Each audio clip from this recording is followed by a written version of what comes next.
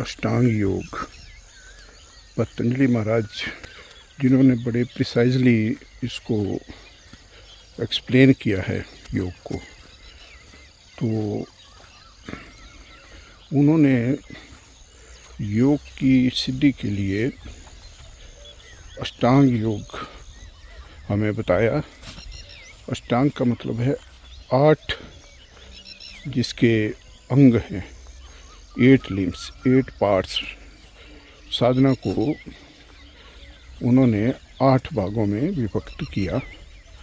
तो उसमें बाकी के जो अंग हैं, यम नियम आसन प्राणायाम, ये तो बहिरंग साधन है, सीधे सीधे।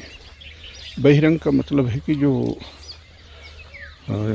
हमारा बाहरी क्रियाओं से जिनका मतलब है। और धारणा, ध्यान, समाधि, ये 3 अंग ऐसे हैं कि जो अंतरंग साधन हैं। तो जो प्रत्याहार है ये 5वें नंबर पर आता है। जब बाहर की साधनों की बदौलत हम भीतर जाने लगते हैं, उस टाइम प्रत्याहार हमारा सिद्ध होना शुरू होता है। अब बात ये है कि ये प्रत्याहार होता क्या है। देखिए, जब हमारे यम नियम सध जाते हैं, पतंजलि महाराज की व्याख्या के अनुसार, तो हम इस योग्य होते हैं कि हम ध्यान साधना में बैठ सकें। अगर उससे पहले हम बैठेंगे तो हमारा मन ही नहीं लगेगा। तो यम नियम की व्याख्या, क्योंकि मेरा आज का ये विषय नहीं है, यह आसन प्राणायाम, ये फिर कभी हम बात करेंगे। आज जो मेरे मन में विचार चल रहा था वो था प्रत्याहार।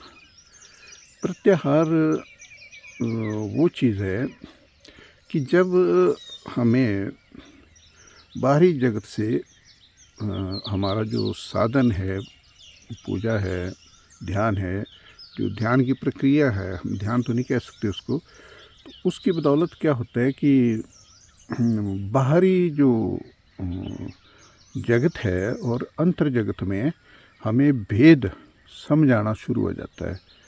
और हमारा मन या हम धीरे धीरे आंतरिक जगत में जाना शुरू हो जाते हैं। तो जब ऐसा होता है, उस वक्त क्या होता है कि जो इंद्रियां हैं हमारी, आँख, कान, जुबान है, जीवा और त्वचा है और नाक है, ये जो इंद्रियां हैं ये अपने विषयों को छोड़कर, यानी इनसे एक तरह का वैराग्य सा उत्पन्न होना शुरू हो जाता है। तो ये उसमें हमारा इंटरेस्ट नहीं रहता। और हमें क्योंकि साधना की बदौलत, यम नियम आसन प्राणायाम की बदौलत एक आनंद की सी अनुभूति होना शुरू हो जाती है और हम अपने भीतर जाना शुरू हो जाते हैं। बाहर की अपेक्षा हम अंदर देखना शुरू कर देते हैं, अंदर के जगत को। तो अगर ऐसा होने लगे तो समझ लीजिए कि हमारा प्रत्याहार सिद्ध हो रहा है। और इसके लक्षण, एक तो मैंने यही कहा कि बाहर की चीज़ों से हमें मतलब डिटैचमेंट सी होने शुरू हो जाती है, हमें ज़्यादा इंटरेस्ट नहीं रहता उनमें।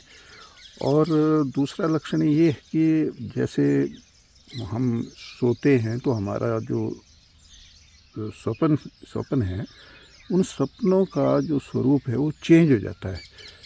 पहले जो सपने हमें आते थे वो बाहरी जगत के होते थे, लेकिन ये जो सपने होते हैं बड़े डिफरेंट जैसे होते हैं, क्योंकि जो जन्म जन्मांतर के संस्कार हैं, वो संस्कार उसमें एक सिंबॉलिक वे में रिलीज़ होना शुरू होते हैं।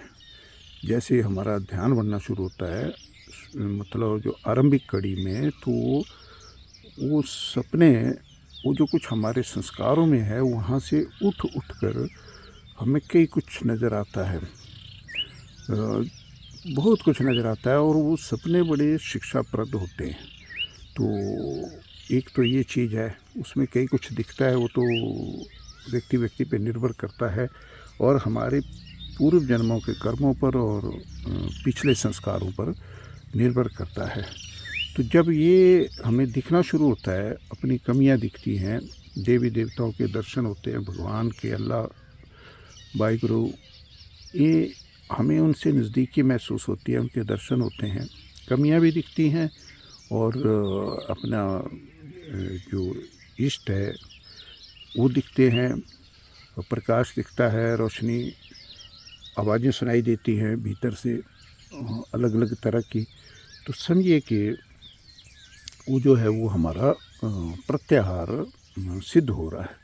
मतलब बाहरी जगत से हमारी दृष्टि हटकर भीतरी जगत पर चली गई है, आंतरिक जगत पर, और हमारी जो सफाई है वो शुरू हो गई है। तो जब प्रत्याहार सिद्ध हो जाएगा तो हम फिर धारणा, ध्यान, समाधि जो अंतरंग साधन है, पूरी तरह से योग जिसको कहा जाता है, तो वहाँ पे हम अपने मन में फिर तय करते हैं कि हमें करना क्या है। अब हमें किस ढंग से स्वयं को जानना है, जीवन को जानना है, जीवन के सत्य को जानना है।